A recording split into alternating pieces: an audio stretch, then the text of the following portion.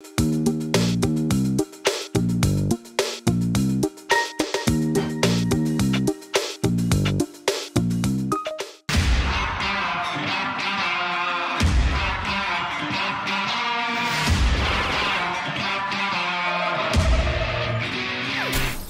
is up, everybody? Welcome to the Burndown YouTube channel.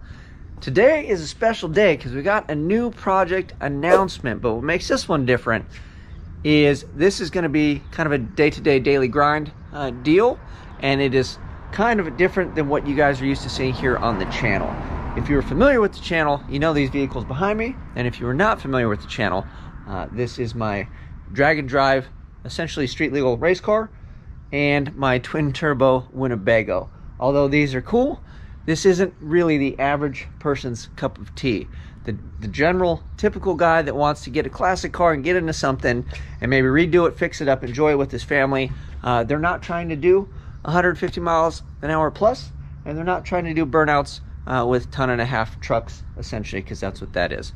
What they'd like to do is just get something and be able to fix it up themselves, maybe put some sweat equity into it, save themselves a couple bucks, and put something on the road and enjoy it for their family, or maybe just for themselves. That's where this guy comes in. This is a 1974 GMC Jimmy. I've been tasked with building a Blazer, and I needed a pre-smog unit, and I'm in Southern California. Smog rules are 75 and down or smog exempt. 76 and up, you have to smog. Well, everybody knows that, so as soon as it is pre-smog, the price tag goes through the roof. And then technically, this is a convertible, and convertibles are always expensive. So this is a 74 Jimmy full convertible. We'll give you guys a walk around, kind of show you the bones of it, but essentially what we're gonna do with this thing is like a resto mod. It's going to get the fuel injection. It will get a overdrive transmission. It's going to retain the stock four-wheel drive, stock axles, things like that. But every single piece and part on this needs to be gone through. All the safety, all the lines, all of it. And we're going to do it here on the channel, and we'll do it together. And hopefully some of this stuff will answer questions. You'll get to see how I go about doing things. There's a million ways to skin a cat. So I feel like I'm probably going to learn stuff along the way as well. There's a lot of smart guys on here that usually have ideas, and sometimes hindsight is 20/20, and sometimes other people's ideas are better. So I always take those into consideration when you guys leave comments, and I don't just brush over them and think that I know better and best, and that's really not what we do. But let's do a quick walk around this thing, and I'll show you why I chose to buy it. Unfortunately, I filmed when I went to go get this because I felt that that was a big part of the journey, is purchasing the car that you want to fix up and why you would buy something, and maybe why you should pass on some things. My camera malfunctioned, so this is essentially kind of the walk around in the introduction. So let me point out some of the flaws in this, but let you know why I chose to go with this particular candidate and why I think it's a great start. So let's start under the hood. We'll just go front to back on this bad boy. Stay. Hopefully this thing stays. The bumper looks like it's been used. The grill looks like it's been used. Well, the grill that's not there, the trim piece, so it looks like it's been used, obviously kind of for an off-road vehicle. Although the core support, all this stuff is nice and straight. Radiator, all that other stuff. So this tells me that they, were doing some things with it, but it doesn't look, terrible, detrimental. The frame horns aren't moved or bent or nothing. From as far as what you can kind of see, we'll know better when we take things apart. But it did have a clean title, clean registration, all of that stuff. I got a different story about what kind of shape and condition this motor is in. I do not care what kind of shape or condition this motor's in. This will either go to a buddy, it'll become a boat anchor. We'll figure out what to do with it because we have plans for the drivetrain, and a small block is not one of them. Boosted brakes, so we're definitely going to keep with that theme. We may go hydro boost, or we could stay with the booster. We'll have to see. This particular application is not getting a big rowdy cam or anything crazy, so a standard booster like that will work fine because the engine will make vacuum that we put in it. This guy looks like it's seen better days. These wheel tubs are awesome. I mean, if you look along the edges, I mean, I'm not seeing any signs of being just, you know, decimated, because these things, they hold debris kind of like we have here, and they hold stuff down there. So depending on the shape and storage and where you buy your truck, these things get pretty smoked out. You can still see some of the stickers. That's really cool. This is probably a jack or something. I don't know. I'm not exactly sure. I'm not familiar with these, but that's probably some form of a hold down for something. This was a factory AC car, which is rad. This is going to be getting heat and AC, probably a full vintage air unit. We'll probably delete all that and go with vintage air stuff. You see the original wiring is all here and intact. It actually, I've seen lots of roached out things over the years, and this guy technically isn't too bad. You know, this all looks pretty factory, pretty standard issue stuff. Then bring it around here, we still got a little plastic windshield washer bottle. And this is always fun to see. A lot of the time when I get to work on things, I don't get to see stuff like this. Like, it's either gone or roached, or somebody's already chewed it up. Squirrels got to it, who knows. But yeah, battery tray. Obviously battery's not there. We'll probably retain that. Again, we're doing more of a resto mod. We're not getting too crazy with the performance. Mainly the creature comforts and just a nice runner driver. Steering box is down here. A good buddy of mine told me that these frame rails like to crack and split, and that there's a reinforcement that they sell like a kit, I guess you weld on or whatever. So we're gonna go ahead and we'll take all this off, probably rebuild this, look into it, go through it, whatever we gotta do. If we can get another one, we will. And then we'll reinforce the frame and do all that stuff when we get there, as well as clean all this stuff out. I don't believe I'm gonna go frame off, but we will take fenders, hood, front end, all that stuff off. We will lay under it. We will spend hours cleaning everything underneath, but all in all, it is in pretty good shape. Let's go around the outside. So this fender is pretty roached. It has this, technically this is just a patch panel. I know it looks like the end of the world, but look at this. I mean, it's all solid back in here. We will pull this. We will make our judgment. If the bones and structure are decent, and it is just sheet structure on the front, and we don't really see any other, it looks like we got a little action here, but we don't have any damage, and it's just rust repair, I'm pretty good at that. So we will just rust repair those and call it a day. This door, however, it looks like it has some action, but again, I believe this is original to the truck, and we can just skin this. So instead of going through the dance to find another door, you know, our option is to skin it, which really isn't that bad, especially considering we've got some rivets and fun stuff going on, and it looks like a little Bond or whatever. By the time we tried to straighten all that stuff out and sling some mud and do our dance and do everything, it's not worth it. So we'll see if they sell a skin for that. We'll get that handled. Looks like we got a rocker panel patch, but when we get to the inside, the floors and everything are awesome in this thing. So this is the only rocker panel that had a little bit of action. And again, I believe they make patch panels for those, and we'll have at it. Looking pretty good. We got a little bit of stuff. We'll clean this off and see if anything goes through. But if you look up underneath, I mean, we are freaking money. So again, a lot of this stuff, when you kind of see it on the outside, you're like, oh, you want to jump in and kind of look behind the panels, you know, and see what you got.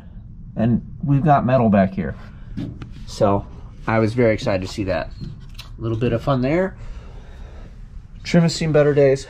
The top itself, you know, looks like some D-lam. This is fiberglass, which is nice because it stays nice and straight, but we'll have to take it off. We'll have to body work it. We'll do some fiberglass work on this, get it all straightened out. And then it has like a texture to it. So this will be fun. We'll have to see how we go with that. I don't know. We'll have to make an assessment, a decision, if we keep some form of texture or whatever to it, or we just really smooth it out and make it nice. So we'll leave that to discretion for later.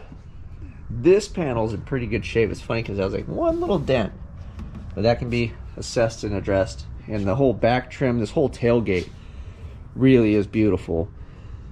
So let me cruise around still, and then we'll jump into it. But this tailgate is fantastic. That's another reason, you know, she's nice and straight.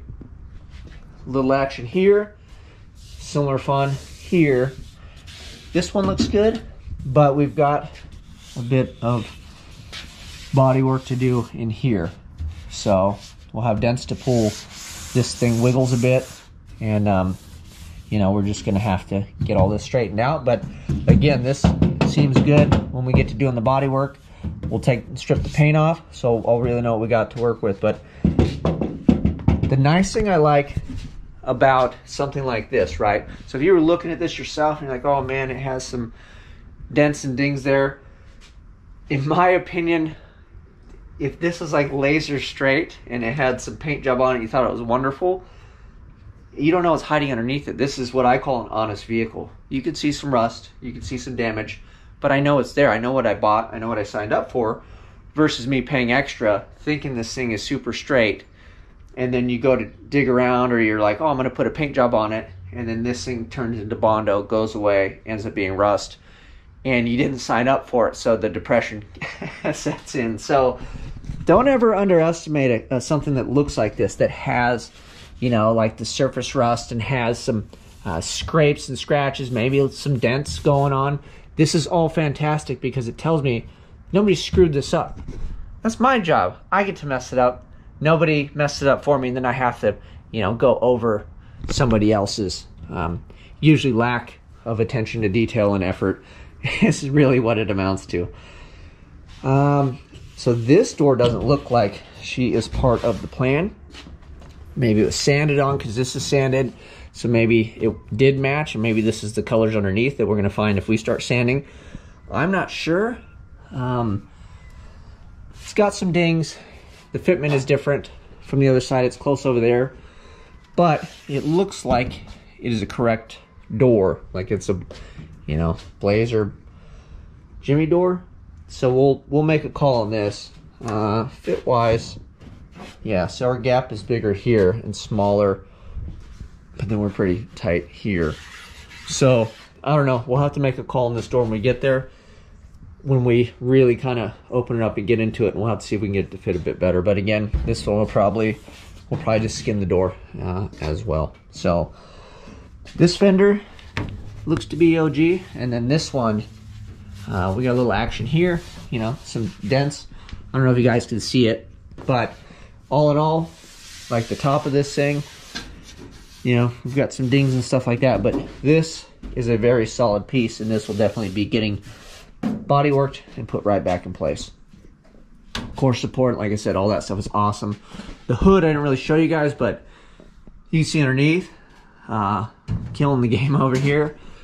These like to buckle because these hinges are terrible when they get tight, and then people want to yank on the hood, and then for whatever reason these things just typically give up the ghost and do the whole not happy. Well, this one has not done that.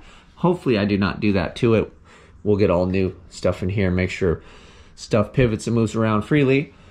But ultimately this is good. We got a little action on the hood up here. I don't really want to start trying to pull, oh, there it is. There's our friend. But all in all, like you can see down that, again, super, super cool. Looks to be all original stuff underneath. Although these go backwards, which I thought was interesting. So on a usual leaf spring, it's like a U. Well, this is like an upside down deal. So I'm wondering if that's how these were built. I haven't looked into it. Again, you can see the fenders. Looks like we got a little bit of rust. It's probably from battery stuff. But ultimately, man, this thing is really in killer shape, in my opinion. You guys let me know if you feel I'm delusional or not. Front disc brakes, I don't know what size. It's weird to say front axle, so I don't do a lot of four-wheel drive stuff. This is going to be one of my first adventures into four-wheel drive land. We've got the transfer case, automatic transmission. I believe it's like a 350 transmission, 350 motor. Exhaust back to there. I think it's probably like a corporate, I don't know if it's an 8-bolt or whatever, 10-bolt. 6-lug. Sneak around. Yeah, whatever that is. Again, not a rear end specialist, but we're gonna ID it and figure it all out and rebuild it. Bearing seals, all that fun stuff. We might probably change the gear out depending. Fuel tank looks to be in pretty good shape, but those are cheap enough these days. It's probably not gonna stick around. We'll see. So that's a tour of that. Let's get inside. So this is one of the things I really liked about this truck. I love it when the doors don't sag and they don't fight you, and that just speaks volumes. And then this made me very happy to see floor pans instead of the ground beneath the vehicle. A lot of the times these are so roached out, it's not even funny. Especially like in the, you know, you can see where it's collecting the stuff. But this truck, again, very excited about it. All these corners and bottoms of these doors, just phenomenal. I mean, it looks like we're barely starting to get some action, but that'll all get cleaned up. And just awesome. So this door, that's why this is worth keeping. If it's beat on the outside, this is really where the magic is anyways. And then this again overlaps door skin, not a big deal. So up in here is cool. Looks like maybe it was a repaint, maybe that's like a green, I don't know, we're gonna find out. This was the only thing that was a bit concerning, was this, and I'm feeling like it's just crap paint.